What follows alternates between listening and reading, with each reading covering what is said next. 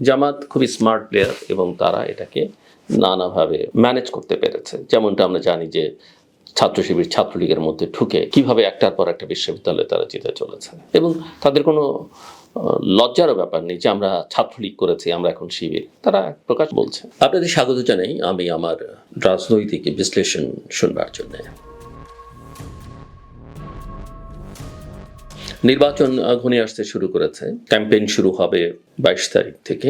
কারা নির্বাচনে প্রতিদ্বন্দ্বিতা করছেন সেটা মোটামুটিভাবে 21 তারিখের মধ্যে চূড়ান্ত হয়ে যাবে। কিন্তু জনমনে এখনো আশঙ্কা আছে যে নির্বাচনটা আদৌ শেষ পর্যন্ত হবে কিনা, হলে কিসের বিনিময়ে এই নির্বাচন হবে, কত রক্তের বিনিময়ে, কত জীবনের বিনিময়ে, আর হলে শেষ পর্যন্ত সেটা কেমন ধরনের নির্বাচন হবে। এটা কি 14, 18, 24-এর পুনরাবৃত্তি হবে? এমনিতেই একটা বড় রাজনৈতিক দল এবং তার অ্যালাইজরা নির্বাচনে নেই, তাদের ভোটাররা কি করবে, কার পক্ষে যাবে, কাকে ভোট দেবে, সেগুলো নিয়ে নানা রকমের সংশয় আছে। সাম্প্রতিককালে আইন শৃঙ্খলা পরিস্থিতি কখনোই ভালো ছিল না। অভ্যুত্থানের পর থেকে আইন শৃঙ্খলা পরিস্থিতি ক্রমশ খারাপ হয়েছে এবং ইদানিংকালে যে সেটাকে আপনি রাজনৈতিক হত্যাকাণ্ড বলতে পারেন, অরাজনৈতিক হত্যাকাণ্ড বলতে পারেন, প্রতিদিনই কোথাও না কোথাও কেউ খুন হচ্ছেন এবং যারা খুন হচ্ছেন তারা কোনো না কোনো রাজনৈতিক দলের সঙ্গে সম্পর্কিত এবং এটা নির্বাচনী প্রচারণা শুরু হবার পর কোথায় গিয়ে দাঁড়াবে কেউ বলতে পারেন। গত 13-14 মাস ধরে যারা বাংলাদেশকে নিয়ে নানাভাবে খেলেছেন, বাংলাদেশকে একটা বিশেষ দিকে নিয়ে যাবার চেষ্টা করেছেন, তারা বসে আছেন, থেমে যাবেন এমনটা মনে করবার কোনো কারণ নেই। বিশেষ করে যখন বাংলাদেশ জাতীয়তাবাদী দল বিএনপি একটা মধ্যপন্থার রাজনীতির বক্তব্য নিয়ে, কর্মসূচি নিয়ে এগিয়ে যাবার চেষ্টা করছে। আওয়ামী লীগ মাঠে নেই, কখন ফিরবে, কবে ফিরবে, কিভাবে ফিরবে সেটা কেউই নিশ্চিত নয়। কিন্তু এই তাদের যে লক্ষ কোটি ভোটার, তারা কি করবে, কোথায় যাবে, তাদের জন্য এটা অস্তিত্বের প্রশ্ন অনেক সময়। জামাত কি করবে? আমরা দেখেছি জামায়াত ইসলামের যে অভ্যুত্থানের পর থেকে, এবং সেখানে এনসিপি নামের যে রাজনৈতিক শক্তি, তাদের ভোট থাকুক কিংবা না থাকুক, সমর্থক থাকুক কিংবা না থাকুক, আমরা দেখেছি যে সরকার কিভাবে তাদেরকে গুরুত্ব দিয়েছে বা পলিটিক্সে তারা কিভাবে নমিনেট করবার চেষ্টা করেছে এবং এমনকি তাদের কথাবার্তাকে অনেক ক্ষেত্রেই সমীহ করেছে বাংলাদেশ জাতীয়তাবাদী দল বিএনপির মতো বড় শক্তিশালী রাজনৈতিক দল। কি হবে? জামাতের কথাবার্তা, এনসিপি নেতাদের কথাবার্তায় মনে হচ্ছে তারা ক্ষমতায় চলে যাবেন। অনেকেই মনে করেন যদি শেষ পর্যন্ত নির্বাচনটা হয়ও এই সরকারের অধীনে, সেটা একটা ইঞ্জিনিয়ার্ড ইলেকশন হবে এবং সেখানে জামাত এবং তার মিত্ররা ক্ষমতায় চলেও আসতে পারেন। এনসিপির কোনো নেতা তো ইতিমধ্যেই 200 আসন পাবেন সে কথাও বলেছেন।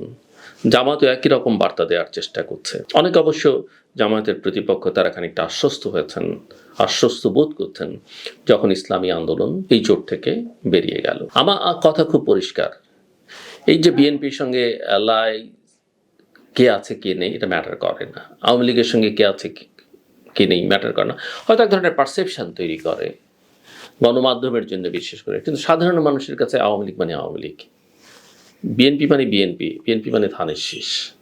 একইভাবে জামাত এবং জাতীয় পার্টি, এর বাইরে অন্যরা কে আছে কি নেই, যারা কখনোই ইতিহাসে একটা আসনও পায় না, তাদের থাকা না থাকায় কিছু যায় আসে না। আপনি যত আসনই প্রার্থী দেন না কেন, দিন শেষে ম্যাটার করবে জামাত আসলে কি করবে। আর দেশি বিদেশি সবার কাছে তরুণ হিসেবে এনসিপির একটা আবেদন আছে, আবেদনটা ক্ষয়িষ্ণু, তারা কি করবে। সো তারা যদি নির্বাচন থেকে কোনো কারণে লেভেল প্লেইং ফিল্ডের অজুহাত দেখিয়ে আইন শৃঙ্খলা পরিস্থিতি ঠিক নয় সরে যায়, তাহলে নির্বাচনটা ঝুঁকির মধ্যে পড়ে যাবে এবং সেই নির্বাচন এই সরকার করতে পারবে কিনা, বিএনপি করতে পারবে কিনা, বা বিএনপি কতটা চাপ প্রয়োগ করে নির্বাচন করলে সেই নির্বাচনকে কিভাবে দেখা হবে সেগুলো পরের প্রশ্ন। কারণ জামাত এবং এনসিপির হিসেব নিকেশ খুব পরিষ্কার, এই সরকার যতদিন আছে এইভাবে যতদিন চলবে তাদের জন্য সুবিধা।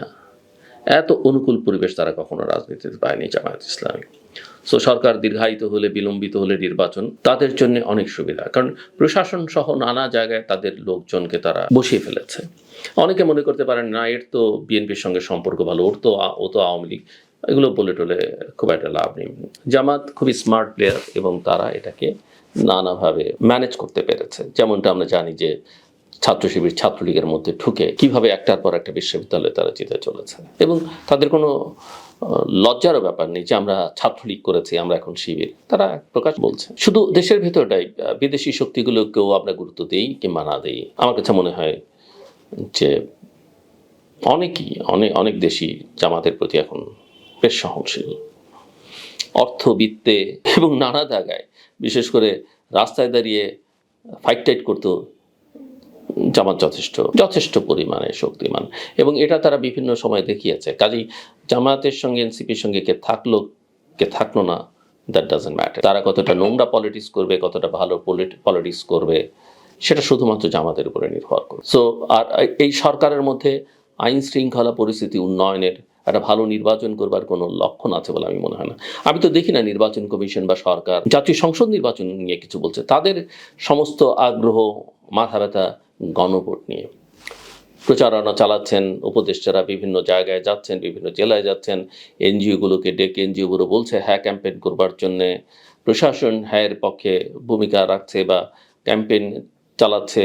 সো এটা খুবই স্পষ্ট যে সরকার আসলে কি চাইছে, কেন চাইছে। শেষ পর্যন্ত কোন নির্বাচন হবে, কোনটা হবে না, আদৌ কোনোটা হবে কিনা সেটা নিয়ে ভাববার যথেষ্ট অবকাশ রয়েছে। এবার আসেন, আপনি যারা মনে করছেন যে নির্বাচন, এই যে মাত্র কয়েকদিন আগে দেশের 25 জন ব্যবসায়ীর বিরুদ্ধে একটা অভিযোগ দায়ের করলেন একজন তরুণ বৈষম্য বিরোধী ছাত্র আন্দোলনের। তিনি আবার লিগাল শাখা দেখেন, আইসিটিতে প্রসিকিউশনের কাছে অভিযোগ দায়ের করেছেন। এমনিতেই ইয়েস, শুধুমাত্র রাজনীতিবিদ না, বিভিন্ন পেশাজীবীদের নানা রকমের প্রবলেম আছে।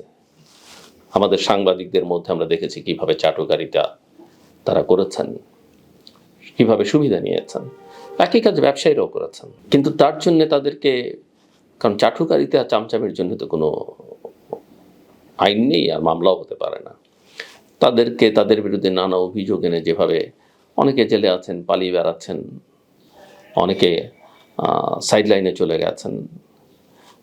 ব্যবসা বাণিজ্য শিল্প, বাংলাদেশের অর্থনীতির অবস্থা এমনিতেই ভঙ্গুর, তার মধ্যে আপনি 25 জন ব্যবসায়ীর বিরুদ্ধে একটা অভিযোগ আনলেন। তার মানে ওই ব্যবসায়ীদের পরিচালনাধীন ব্যবসা প্রতিষ্ঠানগুলোকে মাত্র নির্বাচনের 1 মাস না থাকতে অস্থির করে তুলছেন। এই ব্যবসায়ীরা নানা আতঙ্কেও এখন।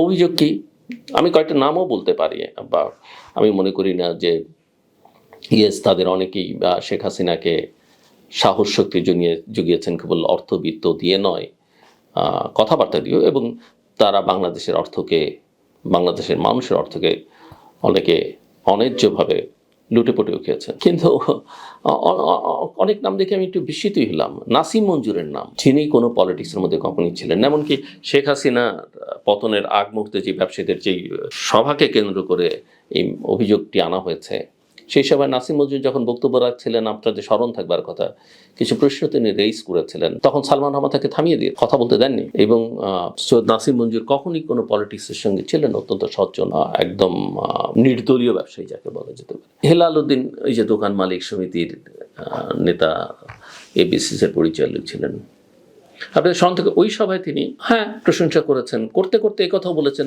মানুষ খুব বিরক্ত, মানুষ খুব অসন্তুষ্ট দ্রব্যমূল্যের কারণে, এই জায়গাটা অ্যাড্রেস করা দরকার। তাকে কিন্তু কথা বলতে দেওয়া হয়নি। তার নামও দেখলাম এখানে। আনোয়ারুল আলম চৌধুরী পারভেজ, বিসিআই প্রেসিডেন্ট, তিনি তো ওখানে কোনো কথাই বলেন, বক্তৃতাই করেননি, তার নামও ঢুকিয়ে দেওয়া হয়েছে। তো ব্যবসায়ীদের ঘাড়ে আসলে কয়টা মাথা? ব্যবসায়ীদের দোষ নিয়ে আমি কথা বলবো না, সাংবাদিকদের দোষ আছে, অন্য প্রফেশনের বহু, ইভেন খেলোয়াড়রা, চলচ্চিত্রে যারা ছিলেন তারা কী করেছেন আমরা সবাই জানি। কিন্তু তাহলে ওই বলে না, লোমবাজতে গিয়ে কম্বল উজাড় করলে তো হবে না। আর তাদের ঘাড়ে কয়টা মাথা সরকার চাইলে, এবং শেখ হাসিনার মতো একটা অথরিটেরিয়ান সরকার প্রধান বা তার সরকার যখন চায়, এবং যেখানে সরকারের সমস্ত ইনস্ট্রুমেন্টগুলো একটু বর্বর আচরণ করে, সেখানে একটা তো না গেলে ব্যবসা বাণিজ্য ক্ষতিগ্রস্ত হবে, সেটা তো একটা দিকে আছে। অন্য কতভাবে ক্ষতিগ্রস্ত করা সম্ভব সেটা তো আমরা নানাভাবে দেখেছি। সেখানে তাদের ঘাড়ে কয়টা মাথা আছে, তারা যাবেন না।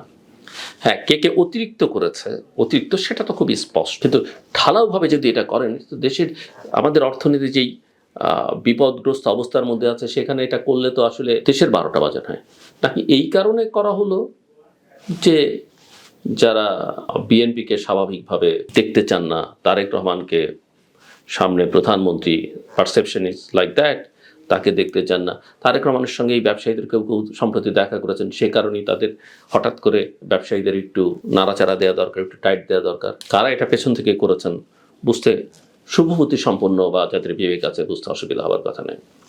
আবার দেখেন সরকার কি করছে, এই যে ওসমান হাদি, সব মানুষ তার জন্য সম্প্রতি, তার পরিবারকে সরকার বলেছে সহায়তা করবে, কোনো অসুবিধা নেই, সহায়তা করেন, আপনি অর্থ দিয়ে করেন, চাকরি দিয়ে যদি সম্ভব হয় করেন, কিন্তু কোন চাকরি কাকে আপনি দেবেন? ওসমান হাদির ভাইকে আপনি সেকেন্ড সেক্রেটারি হিসেবে যুক্তরাজ্যের মতো দেশে বাংলাদেশ মিশনে চাকরি দিচ্ছেন। আমার কোনো আপত্তি থাকতো না যদি ওসমান হাদির ভাই ডিপ্লোম্যাট হতো বা একটা ডিপ্লোম্যাটিক ক্যারিয়ারে যাবার মতো যোগ্যতা তার থাকতো। তার যে যোগ্যতা আমরা দেখেছি, I am not undermining Osman Hadi, আমি তার পরিবারকে সহযোগিতা রাষ্ট্র করবো, আমার তাতেও কোনো আপত্তি নেই, কিন্তু দেশের স্বার্থের বিনিময়ে আমরা এমনিতেই আমাদের মিশনগুলো যথাযথভাবে কাজ করতে পারেন এই পলিটিক্যাল অ্যাপয়েন্টমেন্টগুলোর কারণে।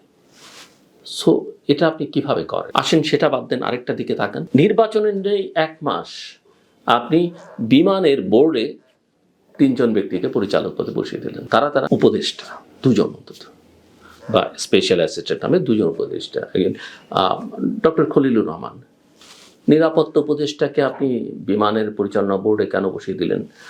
এখন লোকে তো বলে যে ওই যে বিমান কেনা বেচার নানান হিসেব নিকেশ বিভিন্ন দেশের সঙ্গে হচ্ছে, সেই জায়গায় একটা উনি খুব গুরুত্বপূর্ণ, ওনাকে এখানে দরকার। আইসিটি রিলেটেড উপদেষ্টাকে বসিয়ে দিলেন, স্পেশাল অ্যাসিস্ট্যান্টকে। আবার ইলেকশন কমিশনের সেক্রেটারি, তাকেও সেখানে বসিয়ে দিলেন। আপনি করবেন নির্বাচন, এমন একটা গুরুত্বপূর্ণ সময়ে ইলেকশন কমিশনের সেক্রেটারিকে আপনি কিভাবে বিমানের পরিচালনা পরিষদে নিয়ে যান? আর তিনিই কিভাবে চান? তো সরকার কি মনে করছে না যে ইলেকশন তারা করছে? লক্ষ্যটাকে বুঝতে কিন্তু কারো পরিষ্কার, অনেকের অসুবিধা হয়, অনেকে, কারণ সবাই তো যে এমপি হতে চান সে তো নির্বাচন দেখতেই চাইবেন, যে কোনো পরিস্থিতি, মন্ত্রী হবেন মনে করছেন সে তো দেখতেই চাইবেন।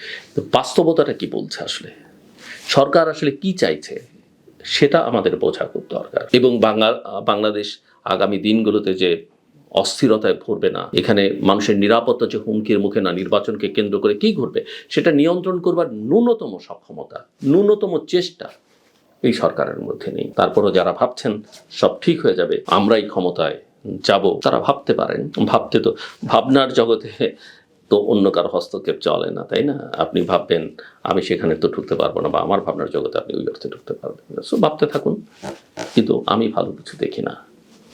এবং ভালো কিছু করবার জন্যে যেভাবে শক্ত সামর্থ্যভাবে কথা বলা দরকার, সরকারের উপরে যেভাবে চাপ প্রয়োগ করা দরকার, সেটা একেবারেই অনুপস্থিত, একেবারেই অনুপস্থিত। এবং বাংলাদেশের ভবিষ্যৎ নিয়ে আমার মধ্যে যথেষ্ট শঙ্কা এখনো। আমার কথা শুনবার জন্য অসংখ্য ধন্যবাদ।